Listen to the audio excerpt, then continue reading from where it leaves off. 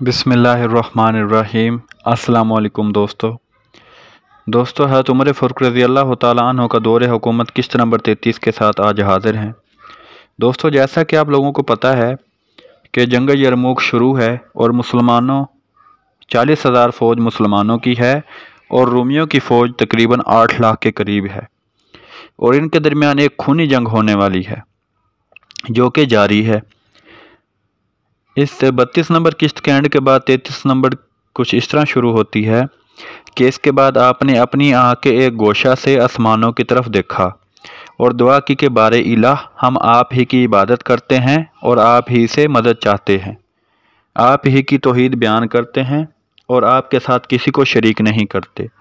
یہ آپ کے دشمن ہیں، آپ کے ساتھ کفر کرتے ہیں، آپ کی آیات کو جھٹلاتے ہیں، آپ کے لیے بیٹا تجویز کرتے ہیں، اور یا الہ العالمین ان کے پیروں کو جنبش دے دیجئے، ان کے قلوب میں رعب ڈال دیجئے، ہمیں تسکین و اطمینان بخشیے، اے وہ ذات جو وعدہ خلافی نہیں کرتی، ہمیں اپنے دشمن سے امن دیجئے۔ الہ العالمین اور اے وہ مولا کریم جس نے اپنی کتاب میں ارشاد فرمایا ہے کہ اللہ کی رسی کو مضبوطی سے پکڑ لو، وہی تمہارے مولا ہیں، اور کیا ہی اچھے مولا ہیں اور کیا ہی اچھے مددگار ہیں، ہمیں ان کافروں پر غلبہ دیجیے۔ کہتے ہیں کہ آپ مجیب الدعوات کے حضور میں یہ دعا مانگ ہی رہے تھے کہ رومیوں نے مسلمانوں کے میمنہ پر، جس میں قوم ازد، مزہج، حضرموت اور خولان کے آدمی تھے، حملہ کر دیا۔ یہ حملہ اگرچہ نہایت سخت تھا مگر مسلمان نہایت پامردی کے ساتھ ثابت قدم رہے اور خوب جان توڑ کر حملے کا جواب دیا۔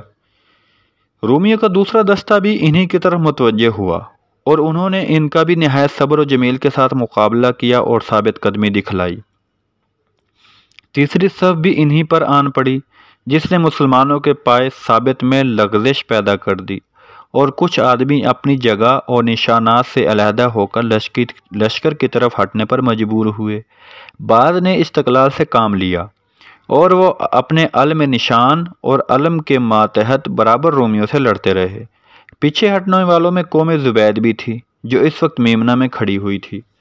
حضرت عمرو بن ماد کریب جو اس قوم کے سردار تھے اور جن کی بہادری اور شجاعت کی وجہ سے جو انہوں نے زمانہ جاہلیت اور اسلام میں کی تھی، ان کی قوم ان کی نہایت عزت و تکریم کرتی تھی، اور جن کی عمر جنگ یرموک میں 110 برس کی ہو گئی تھی، مگر ان کی شجاعت و برات نے انہیں اس پیرانہ سالی میں بھی جنگ پر آمادہ کر رکھا تھا۔ یہ دیکھ کر میری قوم نے اپنا مورچہ چھوڑ دیا ہے، چلاتے ہوئے ان کی طرف بڑھے اور فرمایا، یہ آل زبید، اے آل زبید، دشمنوں سے بھاگتے ہو، موت کے پیالے پینے سے گھبراتے ہو، ذلت و عار کو پسند کر لیا، ناموس کو خیر باد کہہ دیا، ان کافر کتوں سے کہاں کی گھبراہٹ ہے، یہ کیسی بے قراری اور جلدی ہے، کیا تم یہ نہیں جانتے کہ اللہ تبارک و تعالی مہاجرین و انصار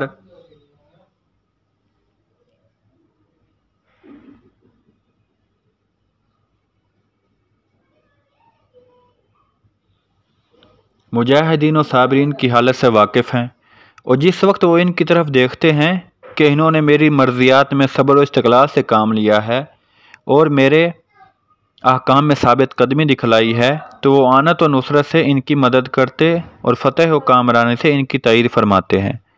بس کہاں بھاگے جاتے ہو، کیا تم نے عار کو بالکل ہی پسند کر لیا اور غضب و جبار کے واقعی مستحق ہو گئے؟ ان کی قوم اپنے سردار حضرت عمرو بن ماد کریب زبیدی یا حجاج بن عبد الغوث علی اختلاف الروایات کا یہ کلام سنتے ہی بے تبانہ اس طرح پیچھے لوٹے جس طرح اونٹنی یا کوئی اور مادہ اپنے بچے کی طرح بھاگتی ہے، اور آپ کے گرد جمع ہو گئی۔ ان کی تعداد اس وقت 500 آدمی کی تھی، جن میں سوار اور پیدل دونوں ہی تھے، اور جمع ہوتے ہی ایک سخت حملہ کر دیا۔ حمیر، حضرموت اور خولان بھی ان کے ساتھ بڑھے اور ایک ایسا متفقہ حملہ کیا کہ رومی پیچھے ہٹنے پر مجبور ہو گئے اور طوع و کرہا اپنی جگہ چھوڑنی پڑی۔ قومی دوست حضرت ابو ہریرہ کے ساتھ چلی اور اس نے بھی رومیوں پر حملہ بول دیا۔ حضرت ابو ہریرہ نے اپنے نشان کو حرکت دی اور اپنی قوم کو مخاطب کر کے فرمانے لگے، لوگو، حور العین کے معانقہ رب العالمین کے جوار رحمت اور جنات النعیم کے پہنچنے میں جلدی کرو۔ اللہ جلالہ کے نزدیک میں میدان جہاد سے زیادہ کوئی جگہ محبوب نہیں ہے۔ یاد رکھو، اللہ تبارک و تعالیٰ نے صابروں کو ان کے غیروں پر محض اس وجہ سے فضیلت بخشی ہے کہ وہ ایسی جگہوں میں حاضر نہیں ہوئے ہیں۔ قوم دوست آپ کے یہ الفاظ سن کے آپ کے گرد جمع ہوئی اور رومیوں پر ایک جان توڑ حملہ کر دیا۔ دونوں فریق ایک دوسرے سے دست گرباں ہوئے اور چکی کی طرح حرب و ضرب نے انہیں معتد اور بنا دیا۔ رومی مسلمانوں کے میمنہ پر گرے اور انہیں ریلا دے کے ان کے قلب کی طرف دھکیلتے چلے گئے۔ مسلمانوں نے اگرچہ استقلال اور نہایت استقلال سے کام لیا، مگر فوراً ہی رومیوں کی ایک اور جمعیت آ گئی اور اس نے بھی مسلمانوں کے میمنہ پر حملہ کر دیا۔ مسلمان شکست کھا کر پیچھے ہٹنے پر مجبور ہوئے۔ ان کے گھوڑے الٹے پاؤں عقب کی طرف لوٹتے جاتے اور میدان حرب کو بکریوں کی طرح، جیسے کہ وہ شیر کے سامنے سے بھاگتی ہیں، خالی کرتے جاتے ہیں کہ عورتوں نے مسلمانوں کے گھوڑے دم کے بل ہٹتے دیکھے تو انہوں نے آپس میں چیخ کر پکارنا شروع کیا، عرب کی لونڈیوں، مردوں کو گھیر لو، شکست کھا کر بھاگنے سے روکو اور انہیں لڑائی کی طرف لوٹا دو۔ حضرت سعیدہ بنت عاصم خولانی کہتی ہیں کہ میں بھی اسی روز اسی ٹیلے پر موجود تھی۔ جس وقت مسلمانوں نے اپنی میمنہ کو چھوڑ دیا تو ہمیں حضرت عفیرہ بن غفار نے، ایک جاں باز عورت تھیں، آواز دی اور کہا، خواتین عرب، ان بھاگنے والے مردوں کو روک لو، اپنے بچوں کو اپنے ہاتھوں میں اٹھا لو اور انہیں لڑائی کے لیے تیار کرو۔ یہ سنتے ہی عورتیں آگے بڑھیں اور گھوڑوں کے منہوں پر پتھر مار مار کر انہیں پیچھے لوٹانے لگیں۔ آس بن منبع کی صاحبزادی چلا چلا کر کہتی جاتی تھیں، جو مرد اپنی بیوی کو چھوڑ کر بھاگے، اللہ تبارک و تعالیٰ سبحانہ اسے روسیاہ کر دیں۔ تمام عورتوں نے چیخنا شروع کیا، اگر تم نے ہمیں ان کافروں سے نہ بچایا تو تم ہمارے خامد نہیں۔ حضرت ایاز بن سہیل بن سعید تائی کہتے ہیں کہ حضرت خولہ بنت ازور، خولہ بنت ثعلبہ انصاریہ، بنت مالک بن عاصم، سلمہ بنت ہاشم، نام بنت کناز، ہند بنت عتبہ بن ربیعہ اور لبنہ بنت جریر حمیریہ نے کمر کس کے لاٹھیاں لے کر عورتوں کے آگے آگے تھیں اور حضرت خولہ یہ اشعار پڑھتی جاتی تھیں کہ اے وفادار عورتوں سے بھاگنے والوں، ان عورتوں سے جو خوبصورت ہیں اور صاحب اولاد، انہیں دشمنوں کے سپرد کیے دیتے ہو، جو ہماری لڑکیوں کے ہمارے مالک ہو جائیں گے۔ یہ کافر بڑی بدکاری سے تجاوز کرنے والے ہیں، ہمیں بہت بڑی گندگی میں نہ ڈالو۔ یہ اسی طرح لڑائی کی ترغیب دلاتی اور نصیحت آمیز اشعار پڑھتی جاتی تھیں، حتیٰ کہ شکست خوردہ مسلمان ان کی یہ تحریض و ترغیب سن کر پیچھے ہٹ کو مڑے۔ حضرت ہند بنت عتبہ ایک لاٹھی لیے ہوئے نکلی، آپ کے پیچھے مہاجرین کی عورتیں تھیں اور آپ وہ اشعار جو آپ نے جنگ احد کے روز کہے تھے پڑھتی جاتی تھیں۔ ہم طارق کی بیٹیاں ہیں جو نرم نرم فرشوں پر چلتی ہیں، جیسا کہ سبق رفتار دوست چلتا ہے۔ ہمارے سروں میں مشک کی خوشبو ہے اور ہمارے گلوں میں موتی ہیں۔ اگر تم رخ کرو تو ہم معانقہ کریں اور نرم نرم فرش بچھا دیں، اور اگر پھر تم ہم سے جدا ہو جائیں تو یہ جدائی ہمیشہ کی جدائی ہو۔ بہت کم عاشق ہیں جو اپنی چاہتوں کی حمایت کرتے ہیں، بس تم اپنے دشمنوں کو مارو اور پہل کرنے والوں کے ساتھ نیکی کرو۔ کہتے ہیں کہ انہوں نے یہ اشعار پڑھتے ہوئے مسلمانوں کے میمنہ کا رخ کیا اور وہاں مسلمانوں کو شکست کھا کے بھاگتا ہوا دیکھا تو ان سے چیخ چیخ کر کہنے لگی، اللہ تبارک و تعالیٰ سے جو تمہاری حالتوں سے واقف ہیں، نیز اس کی کہ جنت سے کہاں بھاگتے ہو اور شکست کھا کر کدھر جانا چاہتے ہو۔ اس کے بعد انہوں نے اپنے خاوند حضرت ابو سفیان کو شکست کھا کر بھاگتے ہوئے دیکھا تو ان کے گھوڑے کے منہ پر ایک چوب مار کر کہنے لگی، ابن زہر کہاں کو، لڑائی کی طرف لوٹو اور اپنی جان دے دو تاکہ تم اس تحریض و ترغیب سے پاک و صاف ہو جاؤ جو تم نے پہلے رسول اللہ صلی اللہ علیہ وسلم کے مقابلے میں لوگوں کو دی تھی۔ یہ سن کر حضرت ابو سفیان لڑائی کی طرف پلٹے۔ آپ کے ساتھ دوسرے بھاگنے والے بھی ہوئے اور عورتیں بھی ہمراہی میں چلیں۔ میں نے دیکھا عورتیں مردوں سے بڑھ بڑھ کر حملہ کر رہی تھیں اور وہ گھوڑوں کے بیچ میں لوگوں کو مارتی پھرتی ہیں۔ میں نے ان میں سے ایک عورت کو دیکھا کہ وہ ایک بہت بڑے کافر کی طرف جو گھوڑے پر سوار سا چلی اور جب تک اسے مار مار کر گھوڑے سے گرا نہ دیا اس وقت تک پیچھے نہ ہٹی۔ اس کے بعد اسے کہتے ہوئے قتل کر دیا کہ مسلمانوں کے ساتھ اللہ تعالیٰ کی مدد کے یہی معنی ہے۔ حضرت زبیر عوام کہتے ہیں کہ مسلمانوں نے ایک سخت حملہ کیا اور اس حملے سے ان کا مقصود سوائے خوشنودی رب ذوالجلال اور رضائے رسول کے علاوہ اور کچھ نہیں تھا۔ قوم ازد نے حضرت ابو ہریرہ کے ہمراہ ہو کر نہایت شدت کے ساتھ جنگ کی، اور چونکہ رومیوں کا سب سے پہلا ریلہ انہی پر ہوا تھا اور انہوں نے سب سے اول ان کے مقابلے پر اپنی جانیں پیش کی تھی، اس لیے سب سے زیادہ شہادتیں انہی کے حصے میں آئیں اور ان کی اکثر جماعت اس موقع پر شہید ہو گئی۔ حضرت سعید بن زید کہتے ہیں کہ لڑائی کا پورا زور مسلمانوں کے میمنہ پر ہو رہا تھا۔ مسلمان کبھی ہزیمت کھا کے بھاگتے تھے تو کبھی پھر لڑائی کی طرف لوٹتے تھے، کبھی کچھ دیر کو مقابلہ کرتے تھے تو کبھی پھر پیچھے ہٹ جاتے تھے، حتیٰ کہ حضرت خالد بن ولید نے دیکھا کہ میمنہ ہٹتا ہٹتا قلب تک پہنچ گیا ہے۔ یہ دیکھتے ہی آپ نے اپنے سواروں کو آواز دی اور آپ ادھر مائل ہوئے۔ آپ کے ساتھ ہی 6000 مسلمانوں کی ایک جمعیت اللہ اکبر کے فلک شگاف نعرے بھرتی ہوئی ادھر متوجہ ہوئی اور رومیوں پر حملہ کر دیا اور انہیں اس قدر شکست پر شکست دی، قتل پر قتل کیا کہ مسلمانوں کا میمنہ اور قلب ان رومیوں سے صاف ہو گیا اور مسلمان پھر اپنی اپنی جگہ پر پہنچ گئے۔ حضرت خالد بن ولید اسی جگہ ٹھہرے، جو رومی مسلمانوں کے قریب ہوتا رہا اسے دور کرتے رہے، اور اس طرح رومیوں نے حضرت خالد بن ولید کے سامنے نہایت بری طرح شکست کا منہ دیکھا۔ آپ نے رومیوں کے شاہ سواروں کو منفرد اور پریشان دیکھ کے مسلمانوں کو پکارا، یا اہل اسلام، یا صحاب محمد، رومیوں میں کھلبلی پڑ گئی ہے، شکست عظیم ظاہر ہونے لگی ہے، قوم میں تم نے دیکھ ہی لیا کہ کوئی بہادر و شجاع نہیں رہا، اللہ تبارک و تعالیٰ نے ان کی قوت اور تیزی کو توڑ دیا ہے، اللہ تعالیٰ تمہیں جزائے خیر عنایت کرے، حملہ کرو اور شدت و سختی کے ساتھ ان پر گر پڑو۔ اس ذات پاک کی قسم جس کے قبضہ قدرت میں خالد کی جان ہے، مجھے امید ہے کہ اللہ تبارک و تعالیٰ تمہیں ان کے بازوں پر شکست بخشیں گے۔ حضرت عبد الرحمن بن حمید جمعی کہتے ہیں کہ حضرت خالد بن ولید کے ساتھ اس حملہ میں میں بھی شامل تھا، ہم نے بھی آپ کے ساتھ حملہ کیا، خدا کی قسم رومیوں نے ہمارے سامنے میدان صاف کر دیا اور ہمیں دیکھ کر اس طرح بھاگنے لگے جس طرح بکریاں شیر کو دیکھ کر بھاگتی ہیں۔ مسلمانوں نے ان کا تعاقب کیا اور ہمارا یہ حملہ رومیوں کے میمنے پر ہوا۔ رومی میدان چھوڑ چھوڑ کر بری طرح بھاگنے لگے اور چونکہ وہ زنجیروں میں بندھے ہوئے تھے اسی لیے پوری طرح جگہ نہ چھوڑ سکے، قوم کی حمایت اور نگہبانی میں تیر اور نیزے چلاتے تھے اور اپنی جان بچانے کی بھی پڑی ہوئی تھی۔ حضرت خالد بن ولید ہمارے آگے آگے تھے اور ہم پیچھے پیچھے برابر حملہ کرتے ہوئے بڑھے چلے جا رہے تھے۔ ہماری زبانوں پر یہ جاری تھا اور اس وقت کا اشعار جو ہم نے یہ قرار دے رکھا تھا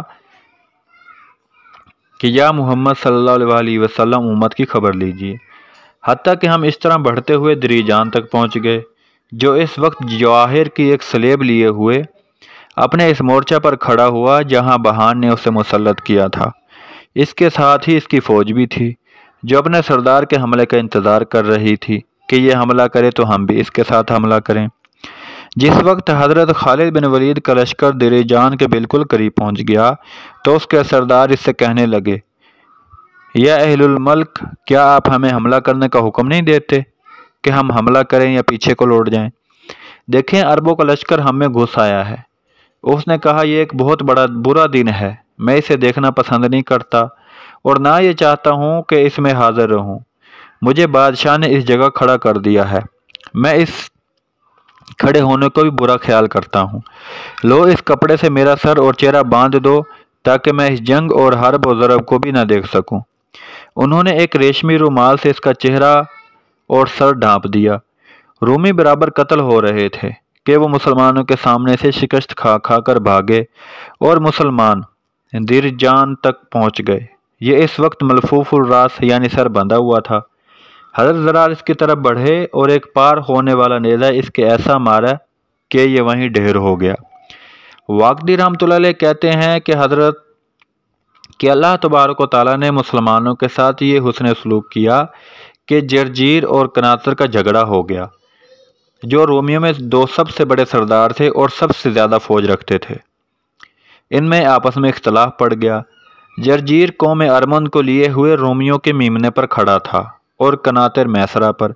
جرجیر نے کناطر سے کہا کہ یہ وقت کھڑا ہونے کا نہیں ہے، عربوں پر حملہ کر۔ اس نے کہا تو مجھے حملے کا حکم دیتا ہے اور خود حملہ نہیں کرتا۔ جرجیر نے کہا میں تجھے حکم کس طرح نہ دوں، میں تیرے اوپر حاکم بھی ہوں۔ اس نے کہا تو جھوٹ بکتا ہے، بلکہ میں تیرے اوپر حاکم ہوں اور تو میرا مأمور اور محکوم ہے۔ جرجیر اس قول سے جل گیا اور اس طرح ان دونوں میں اختلاف کی ایک خلیج وسیع ہوتی چلی گئی۔ آخر جرجیر نے مسلمانوں کو میسرا اور کلب کے مابین، جہاں قوم کنانہ، کیس، خشم، جزام قطع، عاملہ اور غسانی کھڑی ہوئی تھی، حملہ کیا، اور مسلمانوں کے میسرا کو ان کے ساتھیوں نے اس قدر ہلا دیا کہ سوائے علمبرداروں اور چند ان نفوس کے جو ان کے گرد کھڑے تھے، سب کو پیچھے دھکیلتے چلے گئے۔ علم برادروں اور چند نفوس نے یہاں نہایت شکتی کے ساتھ ان کا مقابلہ کیا، مگر دوسرے مسلمان جب پیچھے ہٹے تو رومیوں نے بڑھ کر ان کا تعاقب کیا اور شکست خوردہ مسلمانوں کے ساتھ اس قدر بڑھے کہ ان کے ساتھ ساتھ ان کے لشکر میں داخل ہو گئے۔ یہاں خواتین اسلام نے دوسری طرف سے ان مسلمانوں کا خیموں کی چوبوں اور پتھروں سے استقبال کیا، اور چوبیں اور پتھر گھوڑوں کے منہوں پر مار مار کر کہنے لگیں، یا اہل الاسلام، ماؤں، بہنوں، بیٹوں اور بیٹیوں کو چھوڑ کر کہاں بھاگتے ہو؟ کیا ہمیں ان کافروں کو سپرد کر دینے کا ارادہ کر لیا ہے؟ منہال دوسی رحمۃ اللہ علیہ کا بیان ہے